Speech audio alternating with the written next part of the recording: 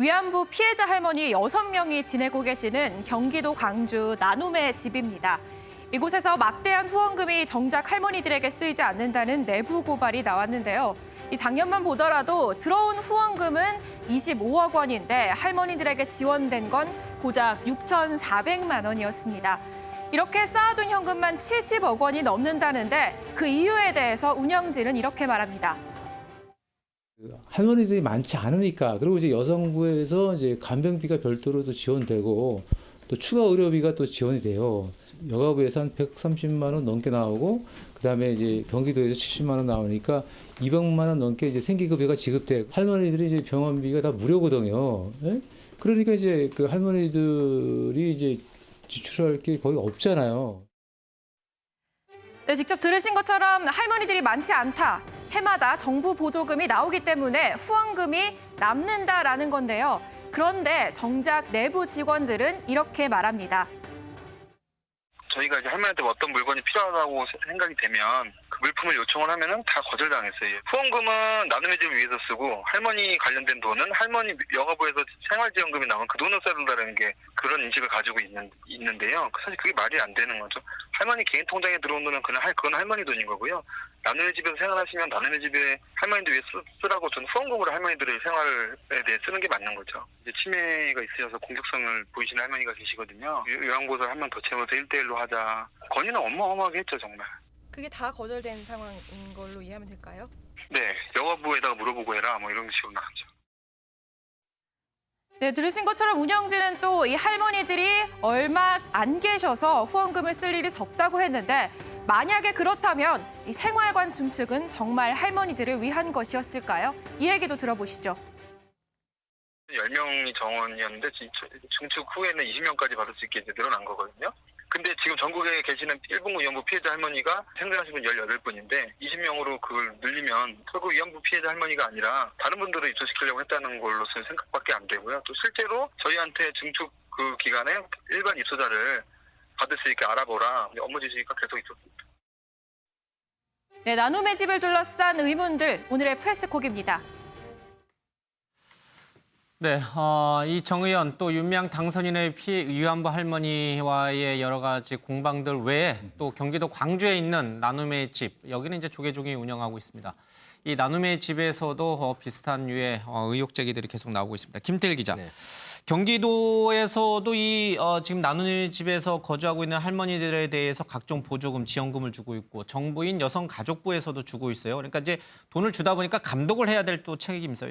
경기도에서 특사경, 그러니까 특별사법경찰까지 투입해서 이 문제를 들여다보겠다라고 했죠. 그렇습니다. 그래서 예. 이 문제에 관련해서 좀 이재명 경기도지사가 SNS를 통해서 내용을 밝혔어요. 지금 나눔의 집에 대해서 특별 점검에 착수했는데 다수의 법률 미희행 사실을 발견했다 이렇게 얘기를 했는데요. 예. 그 사례를 보면 이미 발견했다. 그렇습니다. 예. 사례를 보면 수의 계약이 불가능함에도 특정 업체와 다수의 수의 계약을 체결을 했고 예. 그리고 출근 내역이 없는 직원에게 급여를 지급을 했고 비지정 후원금을 시설공사나 토지 매입에 사용을 했다. 특히나 또 보면 노인 학대 여부에 대해서 전문기관에 의뢰를 했더니 예.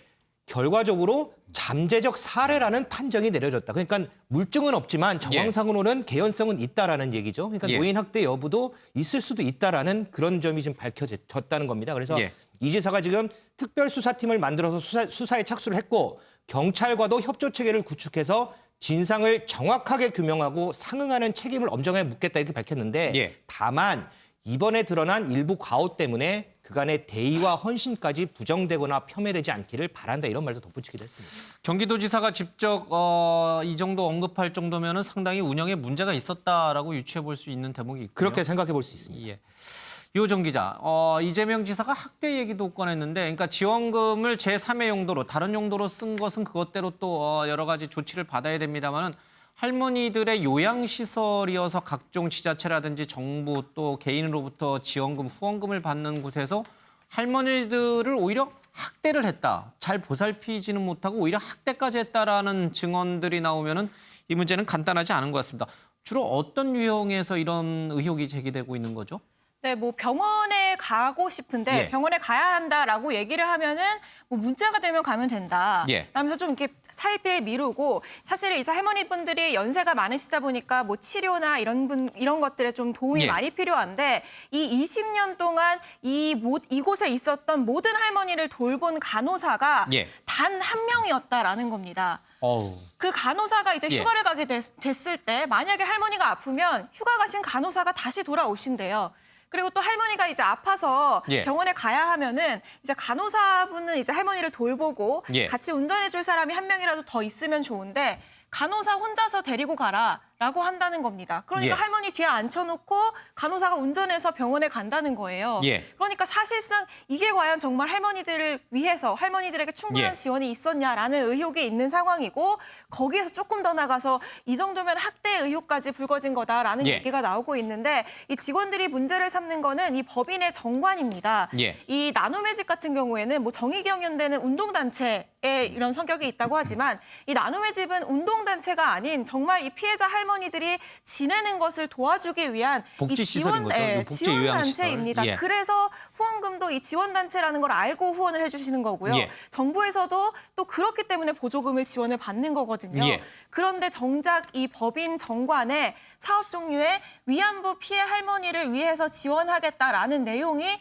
없다라는 걸 문제를 예. 삼고 있습니다. 이렇게 되면은 나중에 이제 정말 위안부 피해 할머니가 아닌 일반 노인 분들을 요양시설로 이제 변질이 된다 하더라도 예. 문제를 삼을 수 없지 않겠느냐라는 건데요. 실제로 조금 전에 발제해서 드렸다시피 이 생활관 증축을 한 경우에도 이 소장 같은 경우에는 할머니들이 나이가 많으시니까 예. 넓은 이 구역이 필요해서 이 좀 더 넓은 공간이 필요했다. 예. 그래서 생활관 증축이 필요했다라고 설명을 했는데 그러면서 또 하는 얘기가 할머니들이 이제 많이 계시지 않아서 예. 지원금을 쓸 일이 많이 없다라는 얘기를 합니다.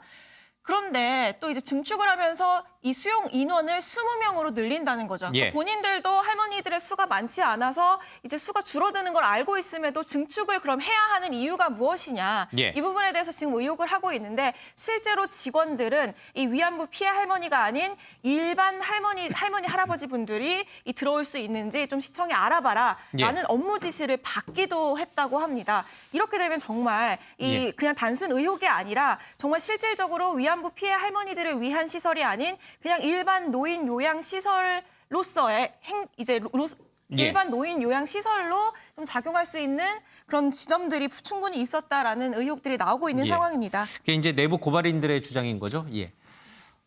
평균 연령 95세에 달하고 사실 6분의 할머니들이 지금 이곳에서 기거하고 계시는데 돌보고 있는 간호사는 단 한 명에 불과하다.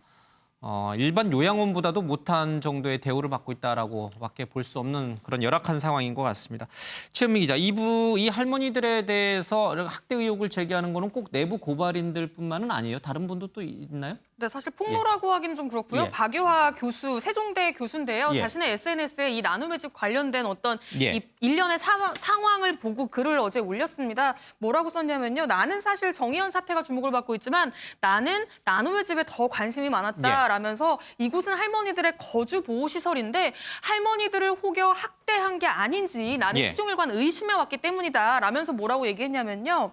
그 6년 전 나에게 자주 전화하셨던 할머니는 예. 방이 추우니까 커튼을 좀 해달라고 해도 할머니 돈으로 하라면서 해주지 않는다라고 예. 이 박 교수에게 할머니가 호소를 했다라고 지금 예. 박 교수는 주장하고 있고요. 그러면서 찾아오는 사람들이 위로 방문을 위해서 찾아오는 사람들이 성금을 주고 가면 직원이 옆에 있다가 그 성금을 가져간다라고 할머니들이 본인한테 이야기하기도 이야기했다. 했다는 겁니다. 예. 그러면서 이제 지금 이 일련의 상황을 보고 이 직원들이 내부 고발한 거잖아요. 예. 내부 고발한 직원들이 참 내부 고발한 직원들에게 존경을 표한다라는 예. 어떤 뭐 그런 표현까지 썼는데요. 근데 사실 이 박유하 교수 같은 경우는 2015년에 제국의 위안부라는 책을 썼거든요. 그런데 예. 이 책에서 할머니들의 어떻게 보면 좀 이 위안부 과정의 어떤 자발성 예. 뭐 그런 부분을 좀 언급하면서 이 피해자 명예훼손 혐의로 기소가 됐고 지금 아직까지 재판을 받고 있는 중입니다. 제국의 위안부라는 책을 썼죠. 네, 예. 그렇습니다. 그래서 1심은 무죄를 받았지만 학문의 자유를 존중해야 된다라는 예. 1심은 무죄를 받았지만 2심은 유죄였고요. 벌금 1,000만 원이 내려졌고 이제 대법원 선고는 예. 아직 안 내려진 상황이거든요. 그래서 뭐 이런저런 여러 가지를 좀 종합적으로 보고 판단을 해야 될 것 같습니다. 예.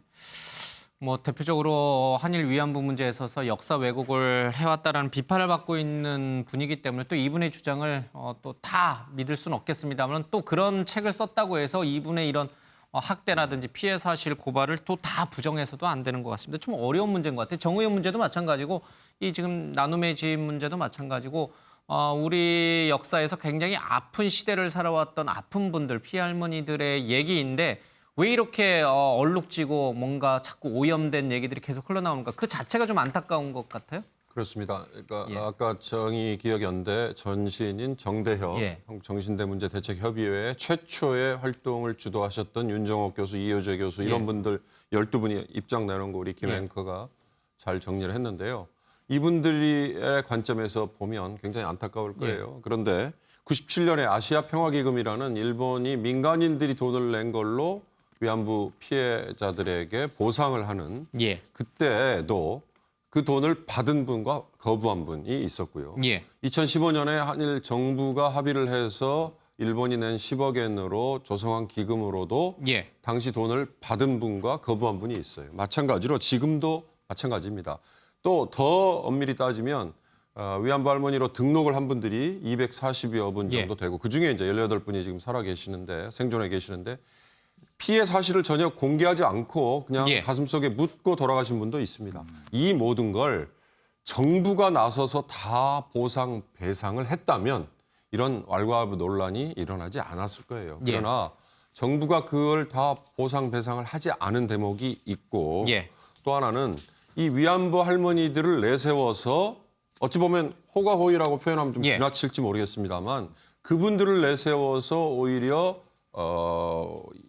본의를 왜곡하는 예. 그런 사태도 생기는 거죠. 지금 정의기억연대나 나눔의 집의 일부 회계 처리의 부정확함 예. 또 이런 이 지나친 행태들은 혹시 그런 점이 있는지 예. 이거를 아마 감독 당국에서 좀 가려봐야 될 것 같습니다.